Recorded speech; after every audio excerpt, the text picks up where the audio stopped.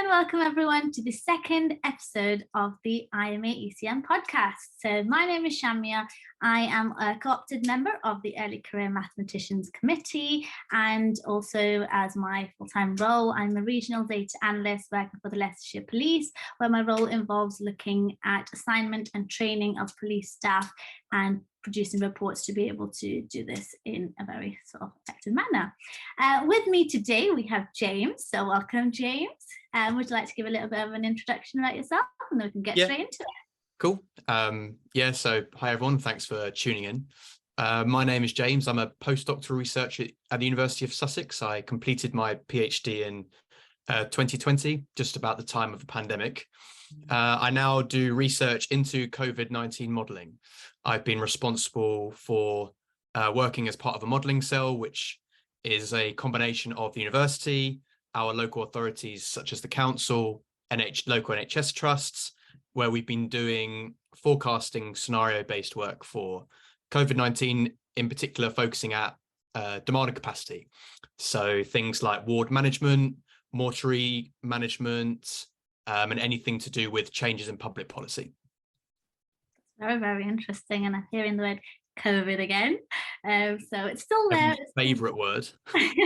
Favourite word indeed. But perfect. So as we're looking into the ECM, the Early Career Mathematician, so if I want to ask you straight up, James, what to you is an ECM? So I have a definition, and as we know, all mathematicians love definitions. So I'm reading this from the IMA website. So an ECM, an early career mathematician, is defined as someone who is within 15 years of graduating from a university degree, or a member of the IMA that does not have a degree but is within their first 15 years of their membership. So it's quite a long period of time to be an ECM. Okay, that's really interesting.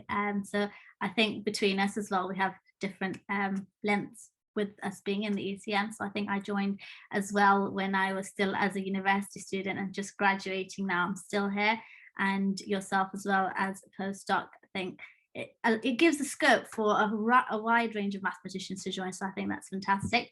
And now, having defined what ECM is, what is the aim of the committee itself? So the Early Mathematicians Committee. On our webpage, there is another definition, and this is not going to only be definitions, right? This is it for definitions now. Okay, so the definition of the committee is we are here to provide focus for the ideas and activities of the ECM group, and to engage, empower, and mobilize its membership in supporting the IMA's charitable aims of promoting mathematics. So I've heard lots of keywords there that I might touch on later. Buzzwords. Yeah, I love it. But in general, if you want to give us a brief introduction of who is in the committee and what is your position in the committee? Yeah, so the committee is based on a few roles. We have the chair and the chair designate. We have events leader and events designates. We have the engagement leader and the diversity and inclusion leader, which is a brand new role as of this upcoming election. And then the remaining group of co-opted members, there's roughly about 9 of us. I think there's 8 of us this year. So I think one question to ask here is, what is a designate? So roughly the designate is a shadower. They will spend a year shadowing the elected positions, and then after that year is done, they take up the step to be the leader. And that's not to say that they aren't doing anything in the committee, but it's just that they're sort of watching and learning. There are only 2 designate positions, and those are the ones which are elected, with the elections coming up very soon. And then the diversity and inclusion leader, this brand new role, is a role whereby people nominate themselves, and then the committee, as who has been elected, then chooses who they think could be the most appropriate person in there. If you do want more information about that, then please look at our webpage. Hopefully there's a link somewhere around here, or get in touch with one of us. We're more than happy to speak about our roles. Yeah, most definitely. I think popping onto the IMA website as well and having a little buzz around. I think the first time I looked as well, it was just one click, another click, and another click, and then there's loads of links, emails, easy access contacts. So definitely get in touch with one of us. Talking more about this then, James, what does exactly your role entail? So I'm the events leader. I was elected as the event designate in January 21, and I will continue to be the events leader until January 2024. So I've got one more year left. So I think on the face of it, my role may seem as the one which is almost the most daunting. And that's really because what is the output of our committee? It's to be the face of the ECM group. And that is really via events. And so it seems quite, like I said, it seems quite daunting, but going to try and explain that actually this is not the case. So my main priority as the events leader is the creating, planning, and running of events. And what does that mean? Well, maybe I give examples of what things I've done. So before I joined, there was 1 or 2 conferences per year. We would go around the IMA ECM group would go around the country, and we would have in-person conferences, and then maybe virtual or in-person math teas. And so what I wanted to do when I came into this role was sort of diversify our content, in the sense that I think everyone possibly can agree with me by now, but online conferences are difficult. They are long and really quite time consuming. And given our wide variety of individuals that we need to try and promote to, it often meant that we have to do these conferences either in the evenings or on the weekends.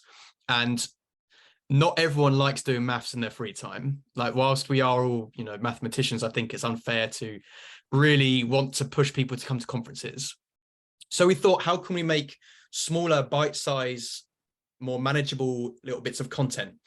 And so we're coming up with ways which are sort of innovative to try and capture our audience. And this is maybe some of the things we're trying to do in this upcoming year is create more podcasts, more seminar series, and really try and change what our conferences will be about. So we've been trying to collaborate with different societies. We're trying to do a conference with teachers. We've been trying to collaborate with, we started running the first diversity event as well, something that me and Shamia worked on quite closely. And so whilst there are a lot more events that are happening now than there were before, they're smaller and they're easily maintainable. They can, once you've run one, like for example, once you run one maths tea, it's quite simple to run the next one. You can form a series of them, and the workload to try and actually bring it together is not so much. And I really want to reinforce that the workload is manageable. Fortunately for me and for us in the committee, whilst I am responsible for doing the majority of the administration for these events, such as emailing participants and trying to get people to come, the rest of the committee is always around and available to discuss the ins and outs of these events. We get the details down in our committee meetings, and there is usually at least one other person at these events who will help me run them.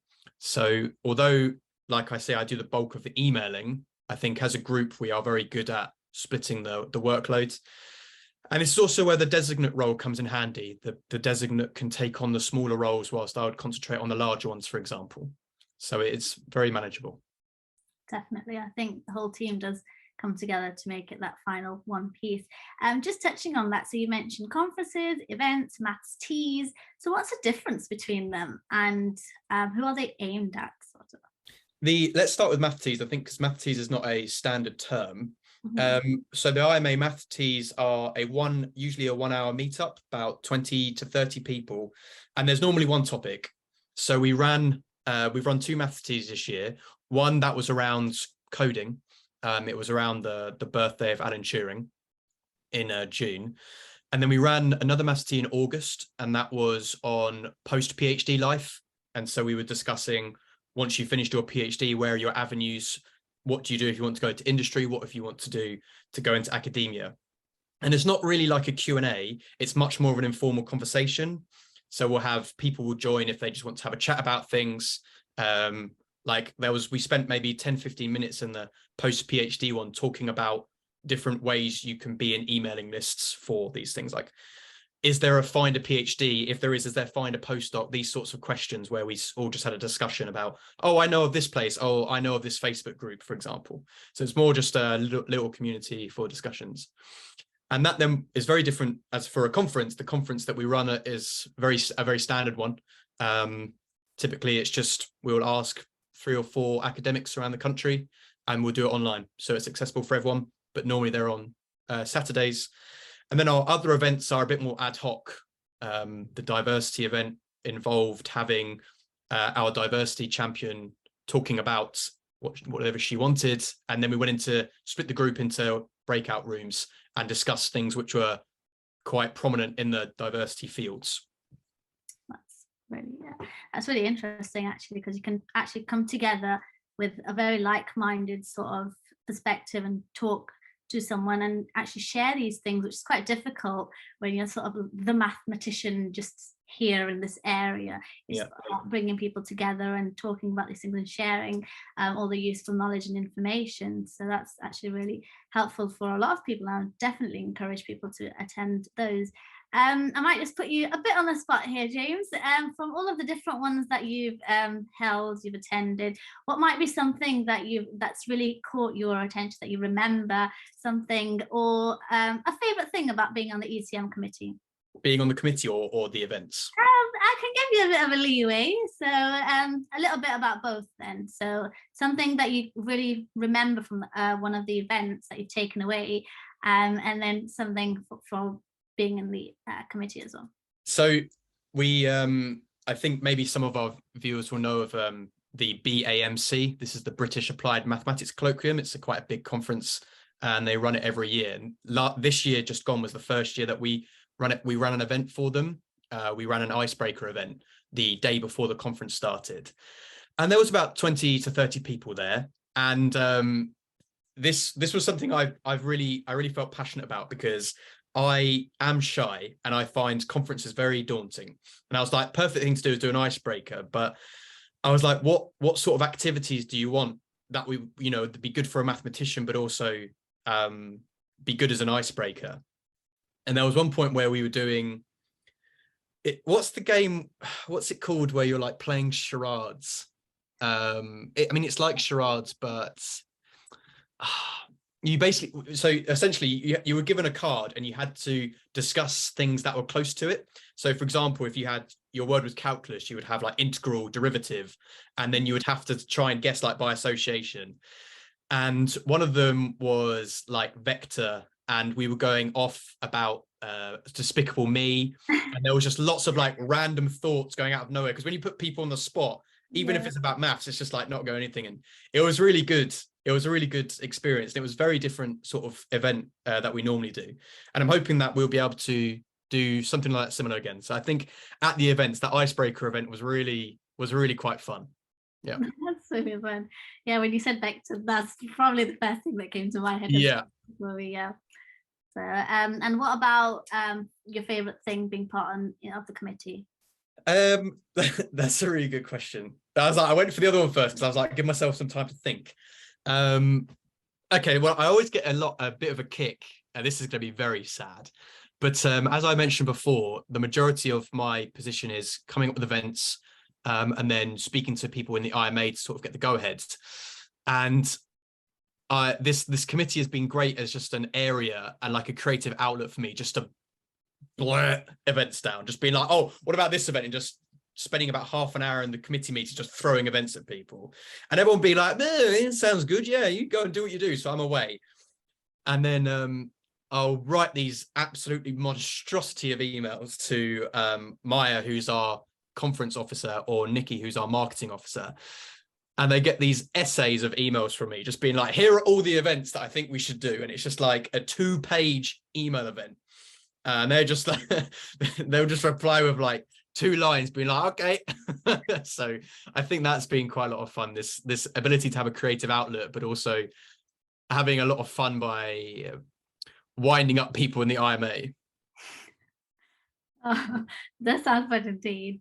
So just, I think, following on from that, why would you recommend someone to apply for your role then? I thought this question was going to come up.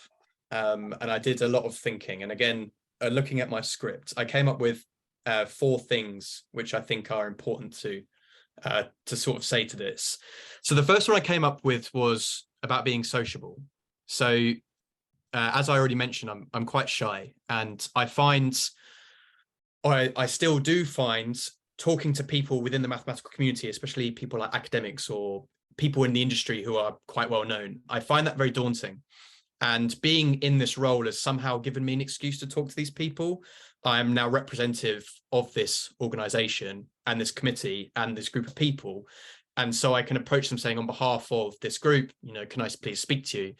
It's allowed me to be able to be more sociable in events as well, because people have remembered who I am and just said, oh, you're James from the ECM committee. And it's given quite a nice way to be able to speak to people. So certainly dealing with this shyness and the imposter syndrome that comes with working in academia, it's certainly been helpful. The second one I came up with was organizational insight. So what I mean by that is I work at the university, and I have done for a few years. And you think that you know a lot about life when you work at university, and it turns out you know nothing. Universities work in such a different way to most standard organizations. And I think one of the nice things about being in this role is that I've really learned how an organization does work that isn't a university. And this really comes into play with things like expectation of email replies, when you can meet, when you discuss things. It's very easy as an academic to be able to work silly hours and replying all the time because you're always sort of on, as we say. Whereas working with people who work for an organization like the IMA, and this is not specific to the IMA, but in general, I think it's helped me be able to really be more concise about what I'm saying in emails, not deliberately making these massive chains. Otherwise, things get lost and things don't often apply to. And then the third thing was legacy. So I'm hoping as we go forwards that the events that I'm coming up with, the new ideas, the innovation, will leave a lasting footprint on this committee, and in particular in the ECMs as a whole. Things like the podcast and the virtual math teas. These are very manageable, sustainable events that I'm trying to plan. And I'm hoping that we'll be able to continue that for the future, especially when I'm gone out of this role and I'm doing something else. So I would like to note that I would like to hope that these would continue to go forwards. And then the final one, which is really a combination of them all, is networking. So as the events leader, I've had to talk to a lot of people, try and get feedback about events, try and do a lot of things. And I've met some really amazing people whilst doing this role. And I think they'll remember me as I will remember them. And I certainly will be calling upon them in the future for various other things. Maybe that's organizing conferences or something else entirely. I will be being in contact with people. And so this is a very good opportunity to do networking. I would completely agree with you there. That was some fantastic 4 points. You've definitely done a lot of thinking behind those. Yep. I think you've really summed up the whole benefits of being not only a mathematician and having sort of this sort of experience being a mathematician, but also just the benefits that come from the IMA, what they can provide, what they can give back to us, what we can utilize to sort of give opportunities for others and ourselves to become better and just help each other. So I think that really sums it up, and I think you've just stolen all my closing statements.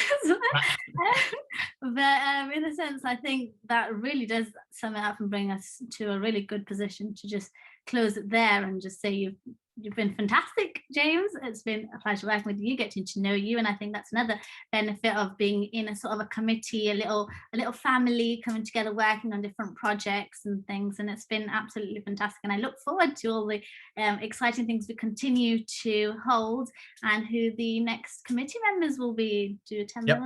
I'm excited. Yeah, I think I'm very excited. Yeah. I have one more final remark, which is for those who are watching and thinking that they would like to learn more about what I've done or what I'm doing, please do get in contact. When I got into this role, I chose to be the events person because I wanted to make a difference. I didn't know how to run an event. I wasn't an event runner at all. I've not really done that. I've worked in bars. I've done these sorts of things, but I've never set events up. That wasn't part of my skill set before I got into this role. And I certainly would say that it shouldn't stop you from applying. If you're just interested in being part of this committee and you somehow want to make a difference in what we do, then please and you believe that being the events person is that, then please get in contact. And if you're unsure about it and you want to learn a bit more, then please as well, like, just send a message. I'm always happy to discuss what I've done and what I'm planning on doing with this. Most definitely. Thank you so much for your time and all the amazing words as well, James. Thank you so much. And I hope everyone listening has not only learned a lot, but has been further inspired to join us and be the next change. Thank you so much. Thank you very much, Shamia. Thank you.